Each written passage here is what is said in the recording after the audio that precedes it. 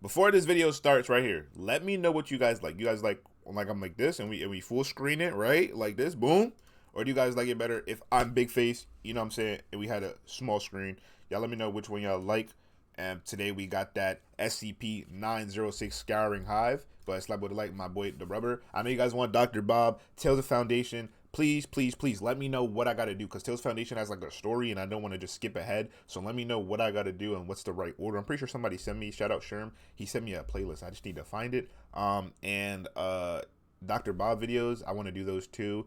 A lot of them are just way longer than usual, you know what I'm saying? So I really got to, buckle down and do all those. But we're doing SCPs, don't worry about it. I know y'all like, oh my god, I haven't seen an SCP video in a while. Bro, from this day forward, we're doing SCP videos every day, if not every other day. Just be on the lookout. SCP videos come out at nighttime, 9 p.m. EST or 10 or 11 p.m. EST. SCP videos will drop. They always drop at nighttime. That's how it's always been, because they're scary, you know what I'm saying? It's a little bit dark, you know what I'm saying, gory. So they will all drop at nighttime. And so 9 p.m. EST, look out for that around that time frame. That's when those will drop. Or maybe you guys will get a treat, get a double SCP video. It didn't be uploaded earlier, but no matter what, we will always upload an SCP video at nighttime. So with that being said, let's get into the video, and yeah, let's see.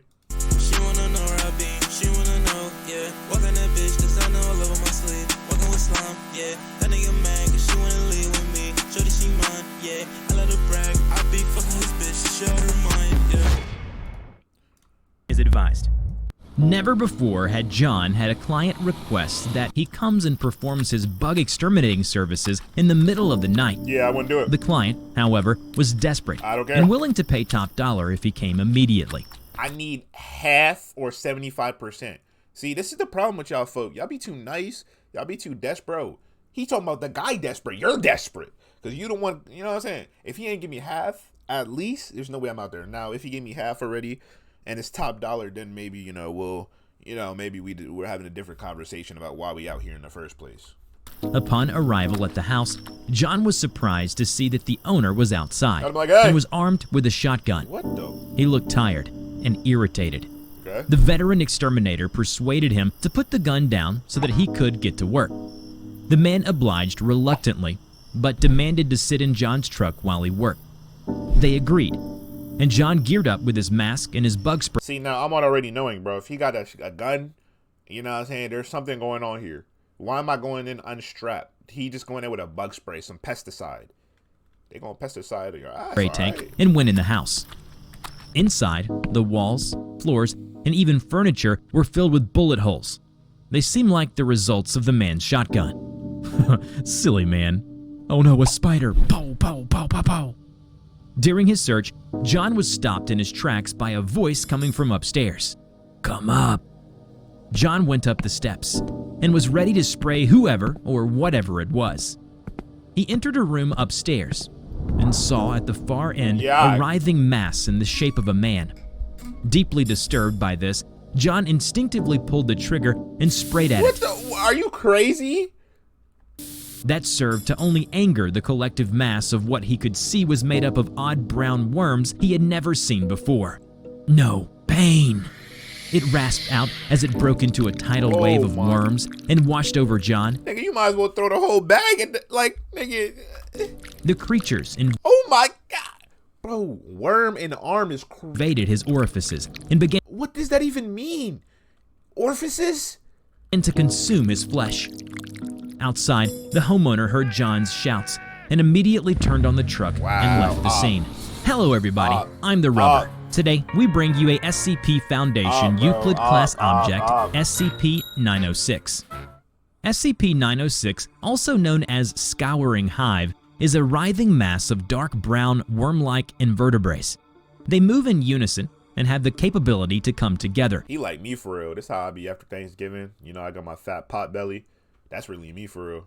And create a humanoid body. It is able to walk. All right, don't walk towards me like that, bro. I don't know. It's gonna climb through the screen, and then we having it. You know what I'm saying? Around in this form in a rudimentary manner. But if this form proves to be too slow, it reverts back to its mass-like state for quicker movement. Frighteningly, each organism a part of the hive is able to. Why he just say? Did he just say organism? Why you say it like that? For quicker movement. Frighteningly, each organism. I thought I was bugging. You practicing your syllables, jit? Whoa. All right, I can't even. All right. Part of the hive is able to secrete acidic liquid that is highly corrosive, which is used to break down its prey to a digestible To be honest, it did look like he sprayed him with Dookie. I ain't gonna cap. state. With this in mind, it is noted that 906 is incredibly violent and predatory in nature.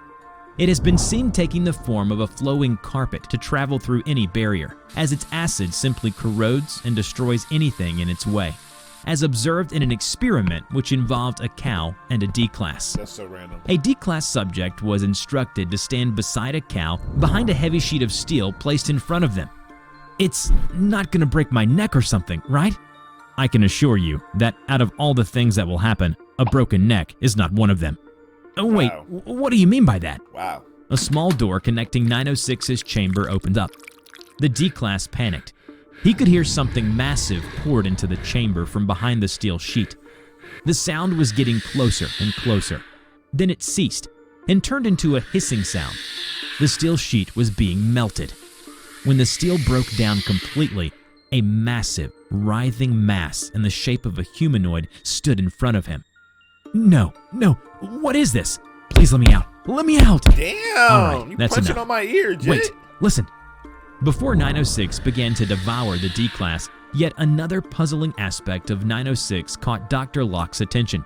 Its ability to mimic human speech. It sounded coarse, raspy, and crude. And just before it attacked, it would emit sounds something like laughter and felt taunting, suggesting a certain degree of sentience. Let me out. No. 906 then collapsed to a carpet-like state and overwhelmed Imagine getting trolled by a monster like that before you get offed. him. That not even. Dr. Bro. Locke was fascinated by the spectacle unfolding in front of his eyes, Spectacle? while the tormented screams of the D-class filled the Oh nah, this gotta be. I'm getting demonetized. What is going on right here? chamber. It look like he making love. He not. Most fascinating. When 906 was done with the D-class, nothing but bones remained. It moved on to the cow next, as it appears to not be satiated quite yet. As Dr. Locke was transfixed on 906's activity, Dr. Richards, another researcher Thank you, a brother. He like, what is you on right now? participating in the testing, recalled his initial encounter with 906 when it was first contained.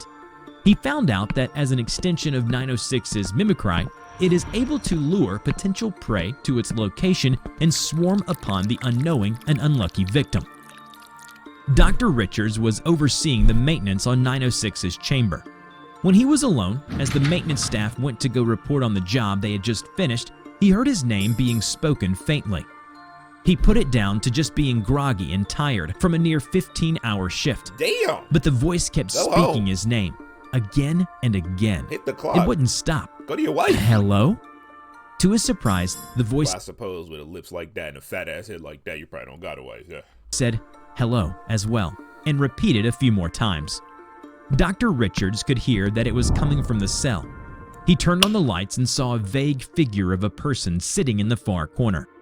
He entered and began to approach the figure. Are you crazy? Hey, you shouldn't be in here. Oh my God. As he got closer, he could hear his name being repeated by the figure. And clearly this time, it was 906, assuming the shape of a humanoid and speaking in his voice. He stumbled backwards when he saw the writhing mass and immediately ran towards the door. 906 sprang forward to catch up. God. And fortunately, Dr. Richards was able to escape and shut the door behind him. That's crazy. 906 assumed its humanoid shape and stared at him from behind the glass. We need to terminate this thing. Facts. It's too dangerous to be left alive. Facts. How do you suppose that we do that? Dr. Richards handed him a report on 906. I believe you'll find the solutions in here. Help! Somebody please! 906 was all over John. He flailed around and managed to get some of it off his body. Okay. Chunks of flesh were torn from his face, and bones were exposed in some parts of his body. He ran towards the window and saw his truck being driven away. No! Come back, please! The window was secured with iron bars. When he looked back, 906 was standing between him and the door. He needed to get out of this Thing room. on his back? He took out his lighter, lit Okay. it up, and used his bug spray as Nice, a miniature flamethrower bro. against 906. Wow. It created a tight opening. as 906 was somewhat repelled by the sad excuse of a flame. John hastily pushed past 906 and rushed out of the room. He tumbled down the stairs and saw 906 was swarming after him. When he reached the door, his client made a heroic reappearance. "Step aside, kid." John scrambled aside as the old man whipped out a flamethrower and started spewing jets of flame against everything in front of him. 906 screeched loudly as it caught on fire along with everything. John was then dragged out of the house. "Sorry, kid. Had to get to my shed to get this baby. A souvenir leftover from the war. Pretty neat, huh? Damn it. Thought you bug catchers would do the job. Didn't think I have to burn my house down." The house burned to a crisp, and 906's screeches became muffled. Since the incident, the Foundation was alerted to the existence of 906, and has noted that from the first-hand account of John and his client, that incineration and potentially freezing can terminate 906, despite its ability to create more of itself through regeneration. Remember to check out my new animation channel, The Rubber Talks, where I share my life story, thoughts, and opinions. Whoa. Just click on the link in the description. I was immersed, man. Come on, you can't be doing that, Rubber. Yeah, make sure I check out his stuff. Shout out to the fan arts. And yeah, with that being said, bro, this is fire. Make sure y'all hit the like button. Make sure y'all subscribe. Make sure y'all comment down below your favorite SCP. What do y'all think of this one, WL? And with that being said, I'll see you on the next one, bro. Peace out, bro.